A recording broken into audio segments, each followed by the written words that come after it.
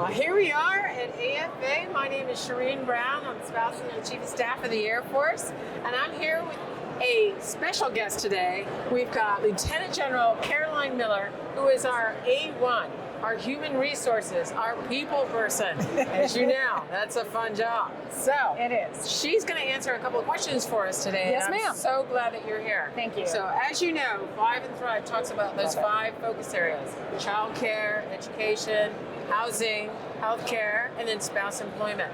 So, given those particular areas, can you share with us some of the key initiatives or maybe some of the programs that our Air Force has that's trying to meet the needs of those particular focus areas? Absolutely. Thank you. I love Thrive and Thrive. I think it's so important. And, you know, we always talk about we recruit the member, but we retain the family. And I think that is more important now than ever. We're very different. I've been in a little over 30 years, and it was very different when I came in to where we are now. And so we've got to make sure that our families are well taken care of in all of the, in every aspect, because otherwise they're going to tell their spouses that they're done, and we can't. We have the most talented individuals, and we need to retain them. So I really want to focus on the spouses, because again, 30 years ago, when I came in, it was usually the military member worked and the spouse stayed home and took care of the family. Yeah. And that is not it. I mean, we have a lot of dual spouses right now, and we have to make sure that they are able to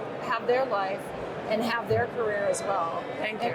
Yeah, and so some of the programs that we've done, I mean, just recently we have licensure. So we did a licensure act in which now if you have your license in one state, you don't have to relicense. So before it used to be if you were a nurse or a lawyer, every state that you moved to, you had to redo it all again. That was crazy. Yeah. So now we actually have the ability for spouses to move from state to state with their certificates, with their licenses, and that's, you know, it's fantastic.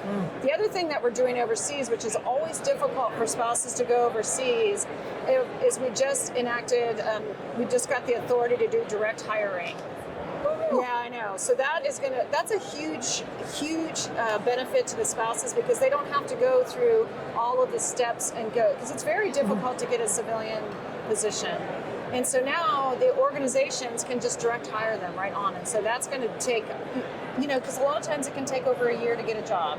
And so that's the big one. The other thing I would say in the spouses arena is that we're trying to make sure that when they get to the installations, that they have other spouses that they can connect to, and that they in our military family and military family and readiness. Sorry, we just changed the name of it. Takes a little bit of time to do It does take a little bit of time.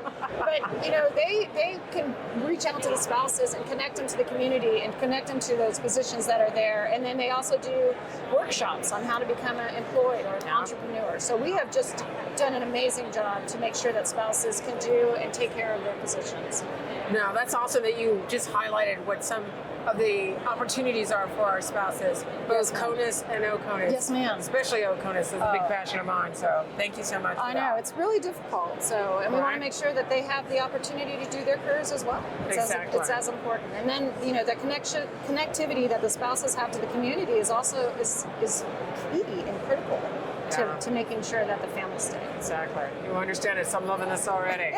Alrighty. So let me ask you, so deployment and frequent moves can often be a part of our military. We know that to be a fact, right? So can you share with us, so what are some of the strategies and the resources that our Air Force is providing to our military families? Yes, ma'am. So PCSing can be really, really challenging on the entire family for exactly what we just talked about, some of the support spouses. Yeah. But I will tell you, our military and family readiness centers, they are the jewel.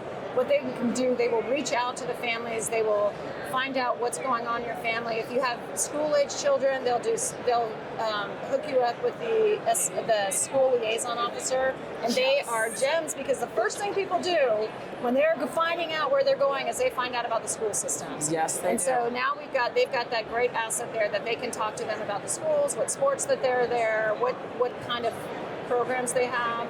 The other thing that we have spent probably the last 18 months just making sure that we do it better is the Exceptional Family Military Program. Oh, thank you. Because the EFMP, I mean, that is it's hard enough to to try to maneuver space where you are to get whatever treatment that you specifically need for family members. But we want to make sure that that's easier and that it's a much more streamlined organization, to the fact that the personnel is, so in my world, we work side by side with the medical community, so we can build that team to help that family, to make it much easier. Yeah. And I can't thank you enough for doing all these different things to address our families. We've not seen it really happen in the past, but you are on it right now to make sure that this is a smooth transition for everyone. So I want to thank you for being here today. This is Lieutenant General Caroline Miller, your A1 person, your people person that's getting it done. So to you all, I hope you all have a fantastic day and learned a thing or two today.